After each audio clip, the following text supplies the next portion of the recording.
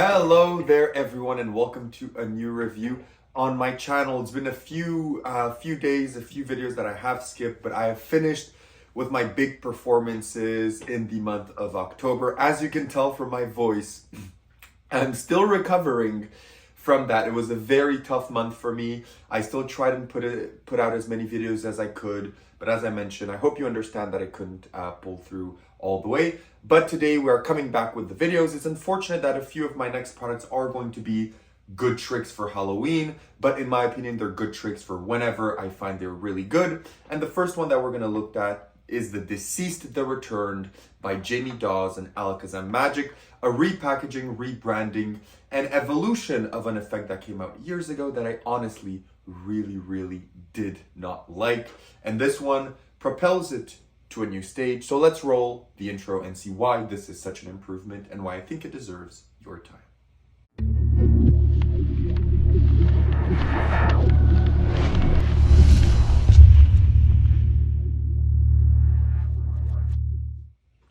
Perfect. So you decide to stick around, which means you want to learn more about the Deceased the Returned. So what is this? This is essentially an upgrade, a reimagining, repackaging of an old effect called the Deceased that Daws put out some years ago. Now that effect had a really cool story and premise, but the method and the props were less than enjoyable. The method required you to do half the work than the spectator. Packets would be flipped up, face down. They wouldn't be coherent. The images were super small on like thin paper. The revelation wasn't that good. It was all packed small. It didn't play big. It wasn't a very good effect. I really liked the story. I liked the premise and I liked what it was going for. But the fact that the magician had to do almost everything and the spectator was just there to just flip something at one point didn't really get to me. But this one solves all that. Since the pictures are bigger, they're in big cardstock, the revelation is bigger, and both of your spectators that you choose to do this for do the entire routine for you. So I'm going to do this routine myself. I'm going to play the role of both spectators and the magician. It won't be the best presentation, but you'll get an idea of what the effect is. So essentially, before you start, you would introduce a prediction, and you tell to someone to keep this prediction with them in their pocket and make sure to not lose it, because if they lose it, they are going to be cursed, because this is big evidence for what we're going to talk about in a moment. So this goes on the table or in their pocket, wherever. You then present from your pocket a stack of pictures. So these are different pictures from people that were found in a precarious situation. And that's a situation that we're going to talk about in a moment. It's one that revolves around cannibalism. And I know what you may be thinking, but not all of these people are cannibals. But why these people are so important is that 10 people sat down at a dinner table at an office party. And out of all those 10 people, 8 of them were found dead. They were found decapitated. They found body parts were missing. And everyone thought it was a gruesome murder until a point where they found out that some people had bite marks on their back of skin being ripped out. And it caused a panic in the entire city to a point for a few months where people were even scared to go out. And this happened a very long time ago. But this story is very famous. I forgot the exact name, but I'm sure you can pretty much find it. But before we do that, can I ask both of you for help? Because we're going to try something here. I have here a few cards and we're going to split these between both of you.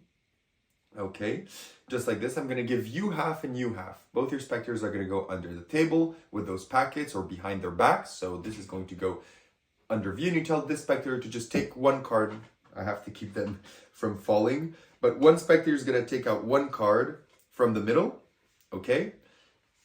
And then bring out his rest of the packet and place it on the table. And the other spectator would do the same. He would take out one card from the middle and take out the whole packet and hand it to you. Then you would then reverse the packet. So you give this spectator this packet and the other spectator the other packet, just like this. It's hard to do everything at once. But then you tell this spectator to take their card that they selected, flip it over, place it on top of the deck, and then just simply cut the card. So that's exactly what they would do. They would flip their card over, cut the cards, and come back. The other spectator would do something similar. You tell them to reverse their card. You tell them to reverse the packet, place their card on top, and cut everything. So they would do just that under the table, and they would come out with the cards. So now you would reveal that Each spectator has turned over one card among their pile of people that they cut and they did however they wanted. And these two people, because you remember there was 10 people sitting down, but only 2 people were convicted. And the 2 people they selected, would it be interesting if that were the actual murderers of that night, the cannibals? Well, inside of this envelope, you have 2 people that were convicted of the murders. It was a couple. It was a man and a woman. And what's interesting is that you stopped on one and you stopped on one, and it was a free choice. And that was exactly the woman and the man. You clearly got the killers. But what's even more interesting is that this is not just by chance, because this really is, the man was really the killer and the woman was also the killer. But not only that, among all the other people that you could have selected but you didn't, are the victims of that horrifying night, because she was found dead, he was found dead. Them also were found dead, dead, and as well here everyone is dead, dead, dead, and dead. So that is a quick performance of the effect. Again, it was a very bad one, but since I had to play 3 roles at the same time, handle the cards underneath the table with only 2 hands, I know the presentation kind of fell through and it wasn't that good, but at least you understand what the effect portrays. So now that you know what this is, let's talk about where you buy this, how much does it cost, and what do you get. So you can buy this directly from ALAKAZAM Magic. It's where I bought it from. If you want to get it as well, there's a discount code down below. What you get, how much does it cost, is £35, which equates to around 52, 55 Canadian dollars, depending on the conversion, which is around 40 something US as well. And what you get is this box. Inside of this box, you're going to get a link to an instructional video, which takes you to a video with Jamie Daws and Harry Nardi that go over the effect, what you get, the setup, and all the good stuff. It's around 30, 40 minutes long. It's a very short tutorial. And the only thing that I can say about the tutorial is, compared to other ALAKAZAM tutorials, it feels that this one was a bit rushed. It's filmed like in, I think it's in someone's living room. The camera quality isn't necessarily the best, but it gets the job done. But compared to other projects, it doesn't have the same kind of production value in the tutorial, so much so that I find that it's lacking also the bit of story. Like, usually Jamie goes over his stories and why he chose them, but here he just tells you kind of a really quick synopsis, but he never really performs it, because this doesn't have any live performances as well. It has the one from the trailer, but that's pretty much it. So the video is not to par to what we usually get from ALAKAZAM Magic, but the props are. So what you're gonna get is this red envelope, which is ungimmicked. It's just a really nice thick red envelope. Then you're gonna get your cards. You're gonna get all of your cards that you need to perform this effect. You can see they're really, really pretty big. They're thick as well. They're gonna last an incredibly long time, and they look incredible. And it's also important to point out that these cards don't come pre-written. So all of them come in a blank back, which means that you can write whatever you want on the cards, depending on your story or presentation. You can write in any language on your cards, in any color, in any font. So it's fully customizable. It doesn't come pre-written. It is up to you to write whatever you want on the cards. So that is everything that you get. So now that we've talked about that, let's talk about difficulty. So how difficult is this to perform? This is incredibly easy to perform because, as you saw, albeit badly in my performance, I had to do everything. You normally don't do anything in this effect. Your spectators do everything. All you need to do is put an interesting story, an interesting spin, an interesting hook for the reveal, as well as give the good and correct instructions for your spectators to follow, because this is the type of routine, if you're not clear in your wording and what the spectator has to do, the trick will probably mess up. And that's not because of your spectator, it's because you did not deliver the instructions clearly as intended. So that's the only difficult part of this. There's no moves, no slice, nothing like that. All you need is just to give correct instructions, and the spectators are going to achieve the effect for you without you having essentially to do anything. So now let's go into practicality. How practical is this? So to do this effect, all you're going to need to carry is your cards and your envelope. So it is a bit to carry, and personally I would just carry this in the box, so it's not something you just shove in your pocket.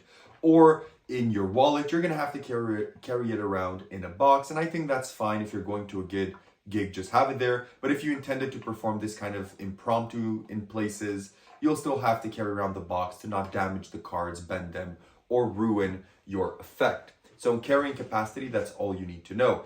In terms of inspectability, everything is inspectable. Nothing here is gimmicked. So at the end of the routine, everything is inspectable.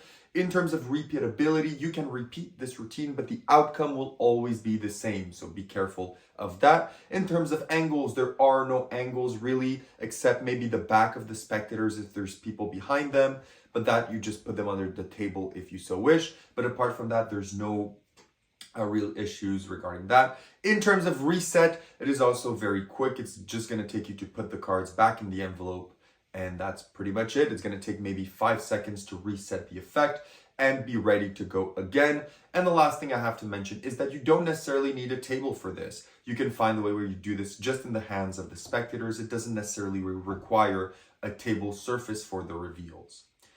So now that we know that, let's talk about where to perform. So where would you perform this? This would work well in pretty much close-up scenarios, table hopping, parlor, Zoom, anything like that. This really can work in a lot of scenarios. It can even work in like a cabaret or stage if you have the proper camera equipment. To do this routine, it can definitely work because the cards are fairly big. You can see them from quite a long distance. So I would say it works in a lot of those scenarios, but you have to keep in mind that this will always be the same reveal over and over. So if you're doing table to table, maybe people are going to discuss and find out it's always the same people. But is that really an issue? Because normally in the story, it is always the same people. So it's not an issue, but still people could catch on that there's maybe something sneaky going on regarding the choices or whatnot. But that's up to you to decide. Now that we've talked about everything, let's talk about the positives and negatives of the deceased. So what are the negatives? Well, one of the negatives of the deceased is, as I said, the instructional video is not to the level that we're used to of ALAKAZAM Magic. It felt a bit rushed, but it was still good. It did the job done. This is not a major drawback that is going to make me sing this product, but it is something worth noting. The other drawback of this is that you cannot start the routine clean, which means that the routine has to start in a way where you are not allowed to fully show the cards or have them inspected or examined by the spectators. You have to come out with the cards and protect them a bit before handing them down to your spectators. But apart from that, let's get into the positives. One, the props you get are great. The routine is great. The reveal, I really like. The story behind these that you can put is great. The fact that all the cards come blank and that you put whatever you want on them is also very, very good. But more importantly, this fixes all of the issues that I had with the deceased one, which I liked the premise so much, but the way it worked and the way it was made just wasn't it, and I never performed it. But now I finally get to do that effect that I really like, perform it, and enjoy it. So that is the biggest positive. So would I recommend, in conclusion, the deceased, the return? And I would say yes. If you like the effect and what it's offering, I think this is a definite upgrade and a really cool little spooky, but not always Halloween effect, because this is a thing that some people say that, these type of effects just for Halloween. I would see myself perform this in the middle of summer. If it's a bit dark outside, just go for it. This is around the campfire or something. You can do this in summer as well. So I don't see any issue regarding that. So if you like what you saw, I definitely recommend it. I think it's a good product. It's fun. It is a bit pricey compared to some other things that Jamie Daws has put out, but it's still very, very good, and I do recommend it. I'm giving this an 8.25 out of 10. It's a fun little quick effect that I think you would get a kick out of. And that's all for me. Thank you so much for watching, commenting, liking, and more importantly, subscribing. And I'll see all of you in my next review. Have a good one, and bye-bye.